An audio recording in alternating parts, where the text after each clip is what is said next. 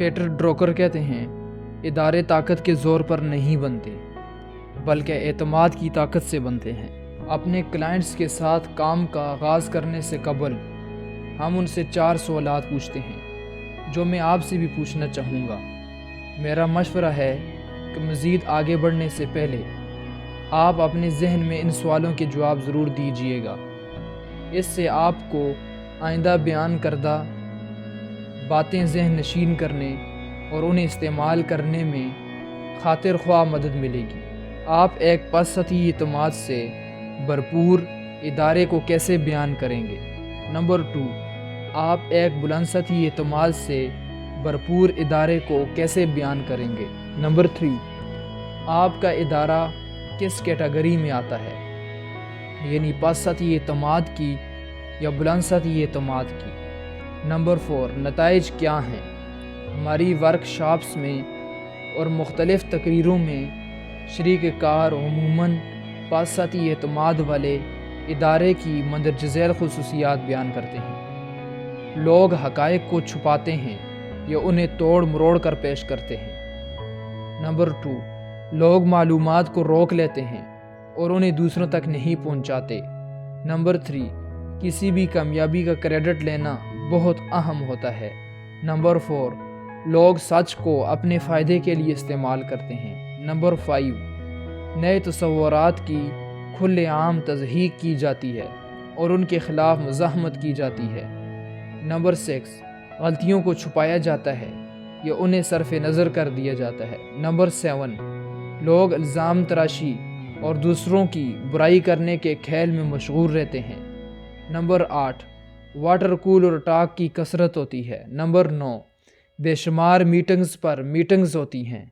Number 10، نہ بتانے والی باتوں کی کثرت ہوتی ہے۔ نمبر 11، لوگ ضرورت سے زیادہ وعدے کرنے اور انہیں پورا نہ کرنے کی طرف مائل رہتے ہیں۔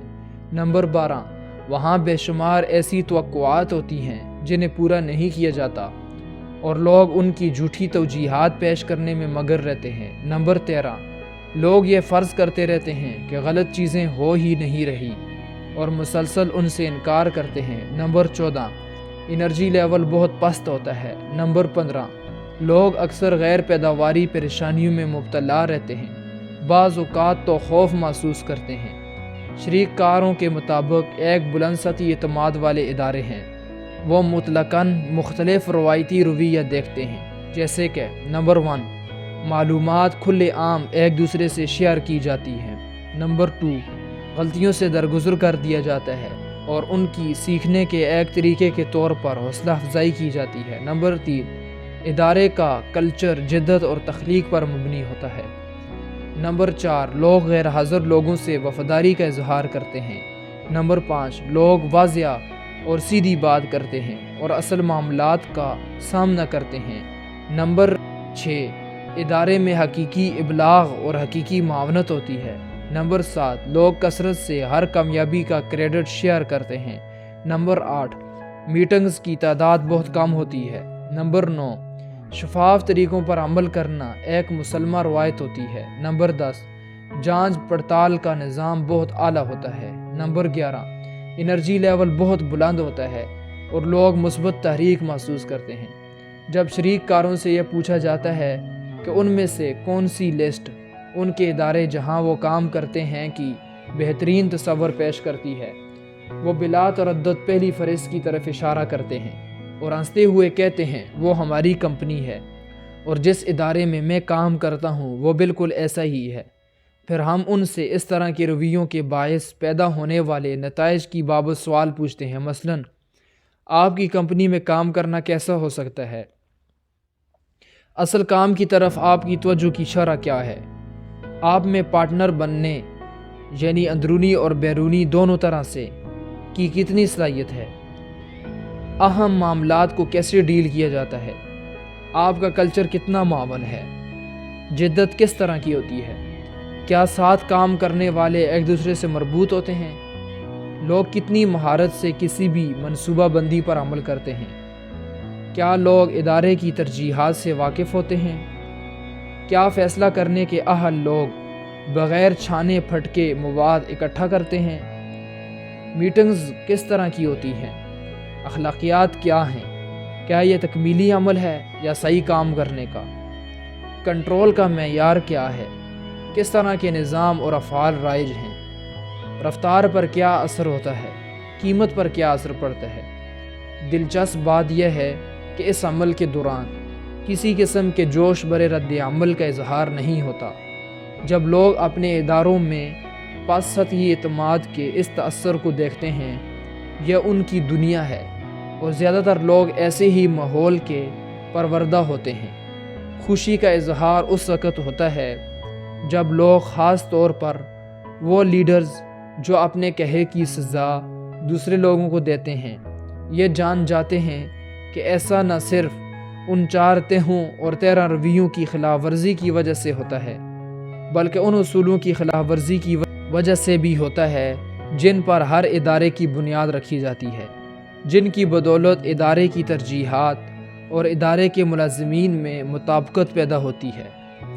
ادارتی ڈیزائن کے ماہر آرتھر ڈبلیو جانز کے مطابق تمام ادارے وہی مقاصد حاصل کرتے ہیں جن کے لیے انہیں بنایا جاتا ہے۔ میں اس کو اس طرح سے بیان کرتا ہوں کہ تمام ادارے اعتماد کی اس سطح تک پہنچتے ہیں جس کی وہ کوشش کرتے ہیں۔ لہٰذا اگر آپ کے ادارے میں اعتماد کی وہ سطح اور وہ بلند اعتمادی منافع جس کی آپ خواہش کرتے ہیں نہیں ہے، تو مطابقت کے اصولوں کو جاننے کا اس سے بہترین موقع اور کوئی ہو ہی نہیں سکتا۔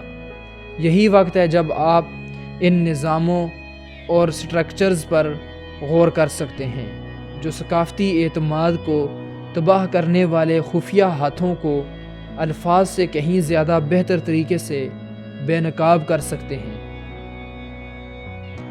ہماری ایک ورکشاپ میں ایک شریک کار نے بتایا کہ حال ہی میں اس کے شوہر وہ کمپنی جہاں وہ کام کرتا تھا چھوڑ دی اور تدریسی شعبے کی طرف چلا گیا، کیونکہ اس کا خیال تھا کہ درس و تدریس میں وہ آسانی محسوس کرتا ہے۔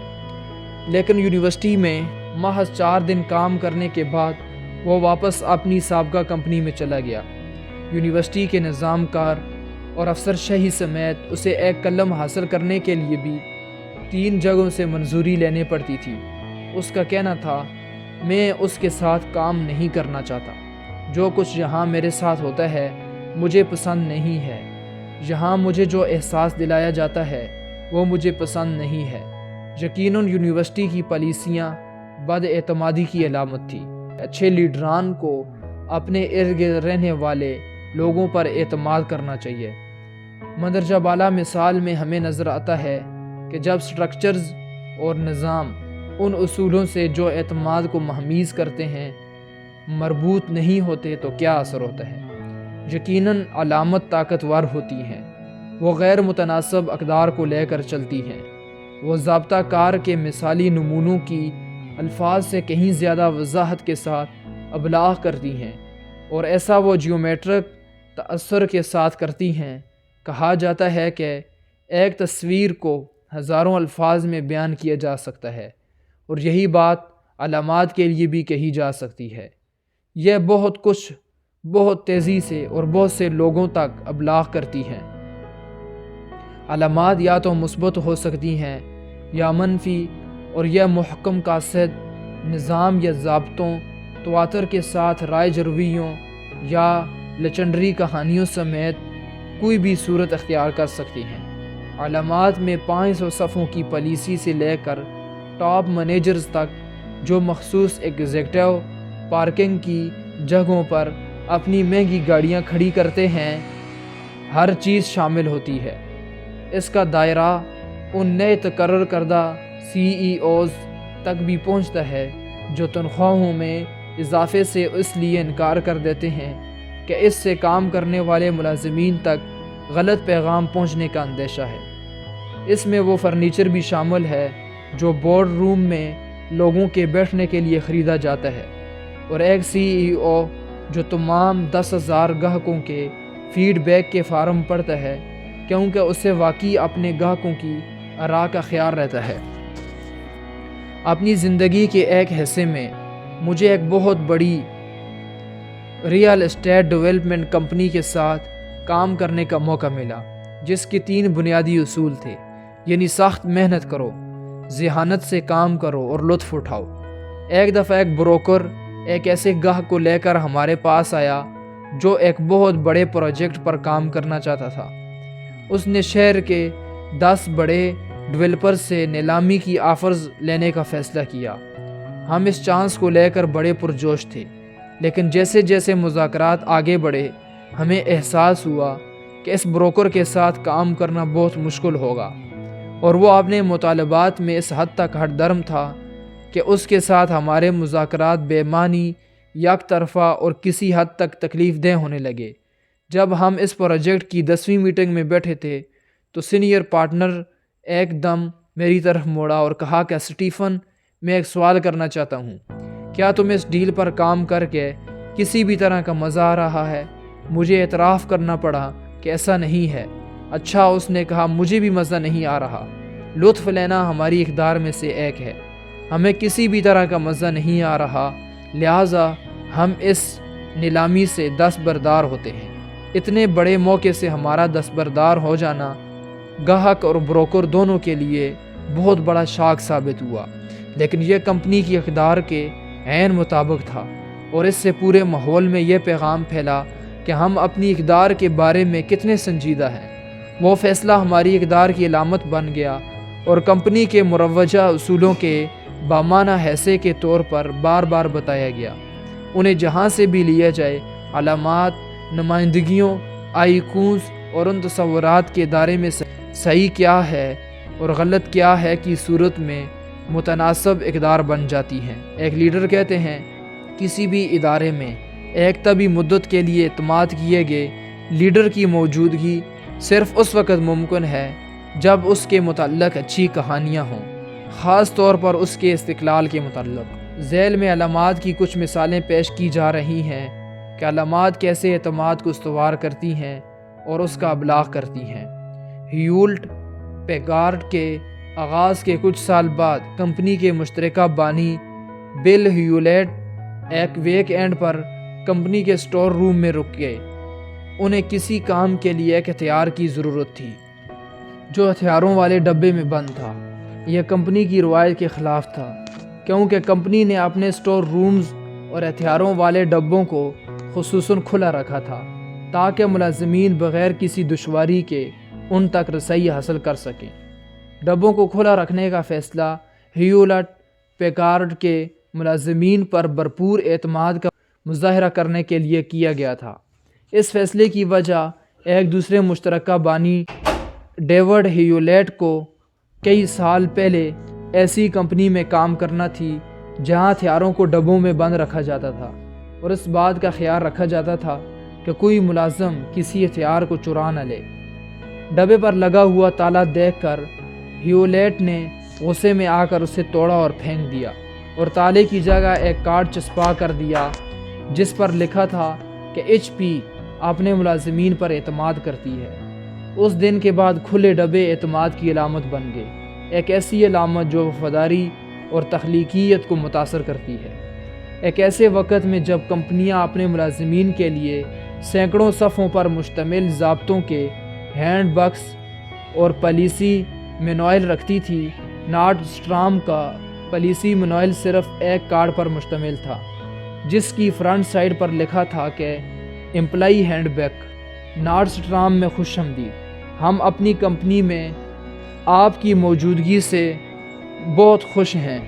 ہمارا پہلا مقصد گاہکوں کو بہترین خدمات مہیا کرنا ہے۔ اپنے ذاتی اور پیشہ ورانہ مقاصد کو بلند رکھیں۔ ان مقاصد کو پورا کرنے کی آپ کی صلاحیت پر ہمیں مکمل اعتماد ہے، لہٰذا ہماری امپلائی ہینڈ بک بہت سادہ سی ہے۔ ہمارا صرف ایک اصول ہے۔ کارڈ کی دوسری سائڈ پر لکھا تھا کہ ایک اصول، ہر طرح کی صورتحال میں بہترین فیصلہ کیجیے۔ اپنے ڈپارٹمنٹ منیجر، سٹور منیجر یا ہیومن ریسورس آفس سے کسی بھی وقت کوئی بھی سوال پوچھنے میں جھجک مت محسوس کیجیے۔ نارڈ اسٹرام کی ملازمین کی ہینڈ بک اعتماد کی ایک علامت ہے، اور یہ گاہکوں کو بہترین خدمات دینے کی ان کی بیان کردہ قدر کے ساتھ مکمل طور پر ہم آہنگ ہے۔ اگر آپ کے پاس اپنے ادارے میں اعتماد بڑھانے پر کام کرنے کے لیے مناسب سہولیات نہیں ہیں تو یہاں انفارمیشن کا ایک اور ٹکڑا پیش خدمت ہے جو مجھے یقین ہے کہ صرف قاطع ثابت ہوگا۔ میں نے کہا تھا کہ اگر آپ کے ادارے میں بلند سطحی اعتماد نہیں ہے تو آپ ٹیکسز ادا کر رہے ہیں اور یہ قطعی فاضل ٹیکسز ہیں، جبکہ دوسرے بہت سے خفیہ مسائل کی طرح یہ ٹیکسز بھی آپ کی آمدنی کے حسابات میں اعتماد کے ٹیکسز کے طور پر نظر نہیں آتے، لیکن یہ ہوتے ہیں۔ لہٰذا میں آپ کو دعوت دیتا ہوں کہ آپ اعتماد کی اینک پہن لیں تاکہ آپ زیر سطح چلنے والے معاملات کو دیکھنے کے قابل ہو جائیں۔ میں آپ کو پہلے آپ کے ادارے میں چھپے ہوئے ٹیکسز دکھانا چاہتا ہوں، پھر میں آپ کو غیر معمولی فوائد دکھاؤں گا جو بلند سطحی اعتماد کی بدولت پیدا ہوتے ہیں۔ فضولیات سے مراد غیر ضروری نقل کرنا ہے۔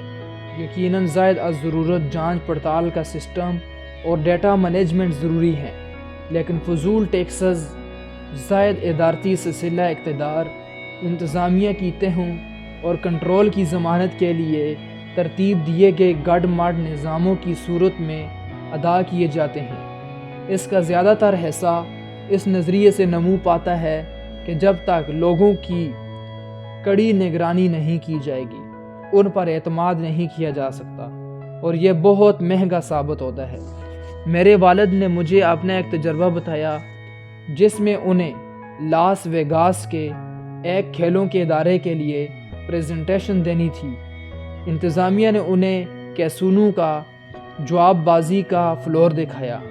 انہوں نے بتایا کہ پاس سطحی اعتماد کے ماحول اور چوری کے بہت زیادہ خطرے کے باعث انہیں اس فلور کے لیے 4-5 سطحی نگرانی کا انتظام کرنا پڑتا ہے۔ اس طرح ان کے نظام میں لوگ لوگوں کو دیکھ رہے تھے، پھر ان سے اوپر والے انہیں دیکھ رہے تھے اور ان سے اوپر والے ان کی نگرانی کر رہے تھے۔ تاہم ایک بلند سطحی اعتماد کے ماحول میں نگرانی کے 2 لیول ہی کافی تھے۔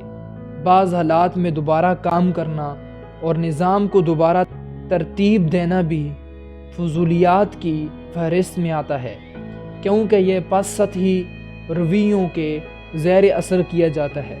سافٹ ویئر ڈیولپمنٹ میں 30 سے 50% اخراجات دوبارہ کام کرنے پر اٹھتے ہیں، اور مینوفیکچرنگ میں کسی بھی چیز پر دوبارہ کام کرنا اصلی پروڈکٹ کی اصلی لاگت سے بھی بعض اوقات بڑھ جاتی ہے۔ افسر شاہی میں گنچلک اور بار خاطر اصول، ضابطے، پالیسیاں، کارروائیاں اور طریقے شامل ہیں۔ یہ زائد کاغذی نظام، لال ٹیپ، نگرانیوں، منظوری کی کئی سطحوں اور سرکاری ضابطوں سے بھرپور ہوتی ہے۔ مسلسل بہتری اور بہتر نتائج کے حصول پر ارتکاز کے بجائے افسر شاہی پیچیدگی اور سست روی کا شکار رہتی ہے، جیسا کہ انتظامی امور کے ماہر لارنس پیٹر کہتے ہیں کہ بیوروکریسی یا افسر شاہی کتار کی سیدھ کے دفاع میں لگی رہتی ہے، جبکہ عرصہ دراز سے کتار اپنی سیدھ سے ہٹ چکی ہوتی ہے۔ بیوروکریسی سرکاری، صحت عامہ، ایجوکیشن، غیر منافع بخش اور کاروباری اداروں سمیت ہر طرح کے اداروں میں غیر معمولی لاگت کا باعث بنتی ہے۔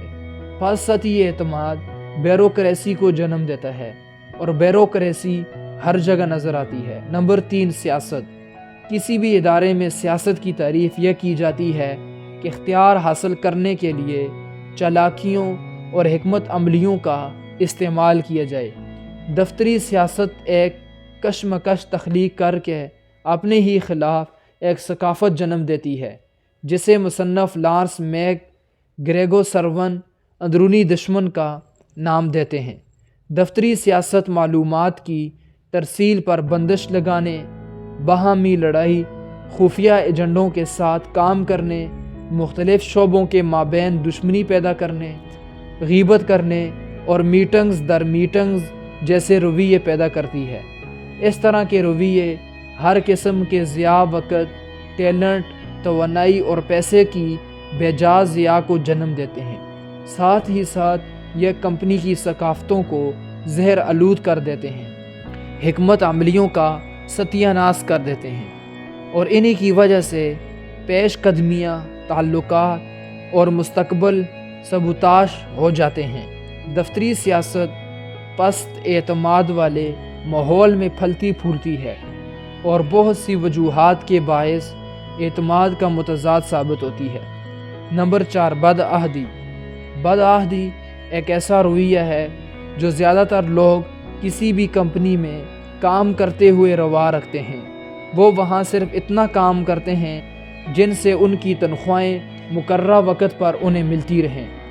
وہ نہ تو اپنا ٹیلنٹ استعمال کرتے ہیں، نہ تخلیقیت، توانائی اور جوش سے فائدہ اٹھاتے ہیں۔ ان کے جسم تو وہاں کام کرتے ہیں، لیکن ان کا ذہن اور دل وہاں نہیں ہوتے۔ بدعہدی کی بہت سی وجوہات ہوتی ہیں، لیکن سب سے بڑی وجہ غالباً یہ ہے کہ انہیں یہ محسوس نہیں ہوتا کہ ان پر اعتماد کیا گیا ہے۔ جیسے کہ بہت پرانا اور احمقانہ سوال ہے کہ مرغی یعنی بد اعتمادی پہلے آئی تھی یا انڈا بدعہدی؟ یہ ذاتی تسلسل کا ایک ایسا سائیکل ہے جو ادارے کو اس طرح سے پیستا ہے کہ ادارے کا ڈھانچہ ہی مسمار ہو جاتا ہے۔ نمبر 5، ٹرن اوور، جوائن کرنے اور پھوڑنے کا عمل۔ ملازمین کا آنا اور جانا کسی بھی ادارے کے لیے بہت بڑی لاگت کی صورت میں منتج ہوتا ہے، جس سے پس سطحی اعتماد کی ثقافت میں ملازمین کے آنے اور جانے میں غیر معمولی اضافہ کمپنی کی شہرت کو نقصان پہنچاتا ہے۔ میں غیر پسندیدہ ملازمین کے نکالے جانے کی بات نہیں کر رہا، بلکہ میں پسندیدہ اور کام کرنے والے ملازمین کے چھوڑ کر چلے جانے کی بات کر رہا ہوں۔ پس سطحی اعتماد بدعہدی کو جنم دیتا ہے، جس سے ملازمین کے چھوڑ کر چلے جانے کا رجحان پیدا ہوتا ہے، خاص طور پر ان لوگوں کے جنہیں کھونے کی آپ توقع نہیں رکھتے۔ کارکردگی دکھانے والے ملازمین چاہتے ہیں کہ ان پر اعتماد کیا جائے، اور وہ بلند سطحی اعتماد والے ماحول میں کام کرنا پسند کرتے ہیں۔ جب ان پر اعتماد نہیں کیا جاتا تو انہیں بے عزتی محسوس ہوتی ہے، اور ان میں سے نمایاں تعداد ایسی نوکریاں تلاش کرتے ہیں جہاں ان پر اعتماد کیا جائے۔ یہ ٹرن اوور پہلی 2 طرح کے ٹیکسز کی بدولت ہوتا ہے۔